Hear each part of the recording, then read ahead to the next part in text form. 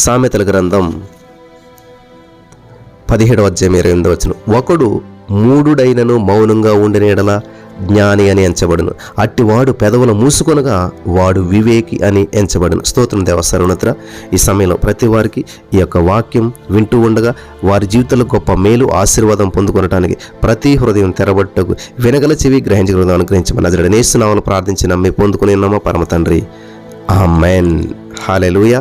ప్రియులారా, జాగ్రత్తగా వినాలి. ఎందుకని దేవుని వాక్యం విలువైందంటే హెబ్రీ 4:12 ప్రకారం, ఎందుకనగా దేవుని వాక్యం సజీవం గలదై బలము గలదై రెండంచులు గల ఎటువంటి ఖడ్గం కంటే వాడిగా ఉండి ప్రాణాత్మలను కీలను మూలుగలను విభజించినంత మట్టుకు దూర్చు హృదయం యొక్క తలంపులను ఆలోచనలను శోధించుచున్నది. కాబట్టి మనకు ఎదురవుతున్నటువంటి ప్రతి శోధన కూడా సరైనటువంటి మందు ఏంటి తెలుసా? దేవుని వాక్యం మాత్రమే. మన జీవితంలో శోధనలు వచ్చి మన యొక్క తలంపులను కల్మసం చేస్తూ ఉన్నటువంటి సమయంలో నీవు దేవుని యొక్క వాక్యాన్ని చదువుతూ ఉండగా ఆ యొక్క వాక్యం ఏం చేస్తే తెలిసి వెళ్ళి మన యొక్క తలంపులను పూర్తిగా పరిశుద్ధపరుస్తుంది అన్నమాట దేవుని వాక్యం. ఎందుకంటే వాక్యంలో ఏముందండి? జీవం ఉంది, శక్తి ఉంది. నా ప్రియమైనటువంటి సహోదరి స్నేహితులారా, మన భవిష్యత్తు అంతా కూడా మనం ఆలోచించే ఆలోచనలపై ఆధారపడి ఉంటుంది. ఈరోజు నువ్వు అప్పులను ఆలోచించి రేపు నువ్వు ఐశ్వర్యవంతుడు కావాలంటే ఇంపాసిబుల్ అనమాట. మన భవిష్యత్తులో గొప్పవాడు కావాలన్నా, నువ్వు పతనమైపోవాలన్నా, నువ్వు అప్పుల్లో ఉండాలన్నా, నువ్వు ఐశ్వర్యవంతుడు కావాలన్నా సరే కేవలం నీవు 3 నిమిషముల ఆలోచనపై ఆధారపడి ఉంటుందంటే. ఏదైనా సమస్య వచ్చినప్పుడు 3 నిమిషాలు ఆలోచించడం నేర్చుకోండి, తొందరపడకండి. మీకు ఒక నిజ సంఘటన మీతో చెప్పాలని చెప్పి ఆశపడుతున్నాను. ఒక దైవ సేవకుడు మరి పరిచర్య చేస్తూ ఉన్నాడంట. ఆ దైవ సేవకుడు చేసేటువంటి పరిచర్య ఎక్కడంటే జైళ్ళలో పరిచర్య చేస్తారనమాట. ప్రతి జైలుకి వెళ్ళి అక్కడ సువార్త ప్రకటిస్తూ ఉంటుంటాడంట. అలాగే జైల్లో పరిచర్య చేస్తూ ఉండేటువంటి ఒక పాస్టర్ గారు ఒకరోజు మరి ఆ యొక్క జైల్లో పరిచర్య చేయడానికి వెళ్ళినప్పుడు ఒక జైలుకి వెళ్ళాడు.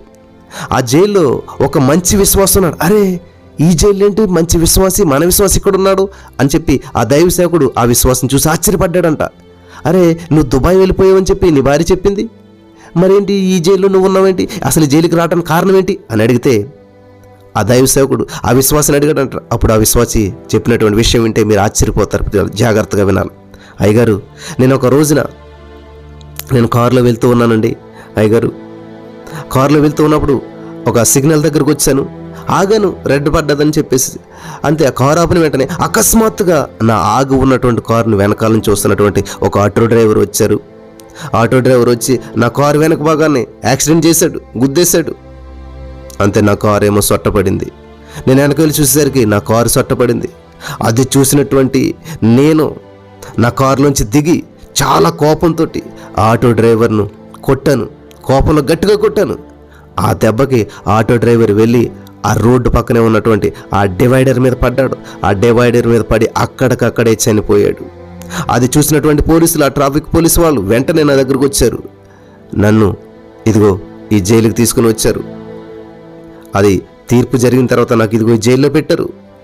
అయ్యా, ఎప్పుడైతే నేను జైల్లో ఉన్నానో బయటికి వెళ్ళని పరిస్థితి, ఎవరితో మాట్లాడిన పరిస్థితి, నా ఫోన్ లేదు, ఏమీ లేదు. వెంటనే నా యొక్క ఉద్యోగానికి మరి రావడం లేదని చెప్పేసి చూసి ఆ ఉద్యోగం నుంచి నన్ను తీసేసేశారు. ఎప్పుడైతే ఉద్యోగం లేదో, ఆర్థిక పరిస్థితులు, ఇంటి దగ్గర నా భార్య ఎలా పోషించబడాలో తెలియలేదు. చాలా సమస్యలు ఎదుర్కొంది.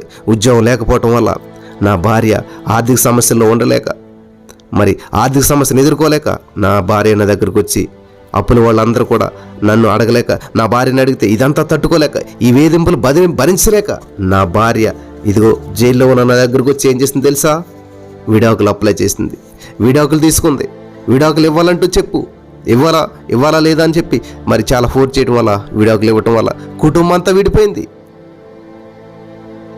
ఇది నాన్న, ఇదిగో ఈ జైల్లో నేను శాపాన్ని అనుభవిస్తూ ఉన్నాను అని చెప్పి ఆ యొక్క విశ్వాసి దేవుని సేవకునికి చెప్పి చాలా భయంకరంగా ఏడ్చాడంట. పిల్లలు గమనిస్తున్నారా? ఈరోజు నా అప్పుల్లో, శాపంలో నేనున్నాను. కారణం ఏంటో తెలుసా? పిల్లలు గమనించాలి. ఇది చాలా ప్రాముఖ్యమైనటువంటి విషయం. అయ్యా, ఈ శాపంలో నేనున్నాను నుంచి ఏడ్చాడంట, ఎలుగెత్తి ఏడవటం మొదలుపెట్టాడంట. ఇంతకీ ఆ యొక్క విశ్వాసి అంత భయంకరమైన నష్టాలు అనుభవించడానికి ఒకే ఒక కారణం, సిగ్నల్స్ దగ్గర ఆగి ఉన్నటువంటి తన కారుని ఆటో డ్రైవర్ యాక్సిడెంట్ చేసినప్పుడు కోపం వచ్చినా కానీ 3 నిమిషాలు ఆలోచించి, అసలు నేను ఎవరు బిడ్డను, నా దేవుడు ఎవరు, అసలు నా దేవుని గుణం ఏంటి, క్షమించే గుణమా లేక ప్రతీకారం తీర్చుకునే గుణమా, నా దేవుడు బైబిల్లో ఏం నేర్పిస్తున్నాడు అని ఒక్కసారి కనీసం ఒక 3 నిమిషాలు ఆలోచించి ఉంటే ఆ ఆటో డ్రైవర్ చనిపోయేవాడు కాదు, ఆటో డ్రైవర్ని వ్యక్తి కొట్టేవాడు కాదు, ఆ వ్యక్తి చనిపోయేవాడు కాదు, ఈ వ్యక్తి జైలుకు వచ్చేవాడు కాదు, ఉద్యోగం ఊడిపోయేది కాదు, భార్యకు ఆర్థిక సమస్యలను బట్టి ఆ యొక్క విడాకులు ఇచ్చేది కాదు, ఈ యొక్క విశ్వాసి జైలుకు వచ్చేవాడే కాదు. కానీ ఆ 3 నిమిషాల వ్యవధి కుటుంబాన్ని నాశనం చేసింది. ఆ 3 నిమిషాలు తన యొక్క ఆలోచనలు తన కుటుంబానికి శాపాన్ని తెచ్చిపెట్టింది. కాబట్టి ఈరోజు ఈ మాటలు వింటున్న ప్రియమైనటువంటి సహోదరి స్నేహితులారా, మీ కుటుంబ పరిస్థితి ఏ విధంగా ఉంది? ఈరోజు మీరు నష్టపోవడానికి అనేకులపై తప్పు మోపవద్దు. కానీ తప్పు నీది కాబట్టి నీతో పాటు నీ కుటుంబ శాపాన్ని అనుభవిస్తున్నారు, నీ కుటుంబం మొత్తం నీతో పాటు శాపాన్ని అనుభవిస్తున్నారు కాదంటారా? దయచేసి ఈరోజే మన తప్పిదాన్ని మనం తెలుసుకున్నాం. దేవా, నిజమే, నా యొక్క తొందరపడతనం వల్ల, నా యొక్క మూఢత్వం వల్ల మూసుకునివాడు ధన్యుడనుంది. ఏంటది? తన పెదవులు మూసుకునివాడు వివేకాన్ని ఎంచబడును. వివేకి అయినవాడు తన విద్యను దాచిపెడతాడంట. మూఢత్వాన్ని వెల్లడి చేయకూడదు.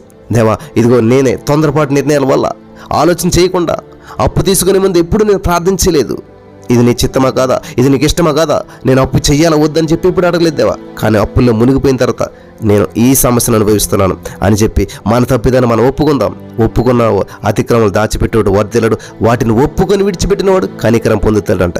ఈ రోజున మోకరించి మీరంతా కూడా దేవా నన్ను క్షమించు అని చెప్పినట్లయితే దేవుడు మిమ్మల్ని కూడా విడిపించి గొప్ప చేయటానికి, మీ మీద ఉన్న ప్రతి శాపాన్ని కొట్టివేయడానికి గలతీ 3:13 ప్రకారం ధర్మశాస్త్రం సంబంధించిన ప్రతి శాపం నుంచి దేవుడు మిమ్మల్ని విడిపించడానికి ఆయన సిద్ధంగా ఉన్నాడు. నమ్మిన వారు పొందుకుందరు కాక. ఆమేన్.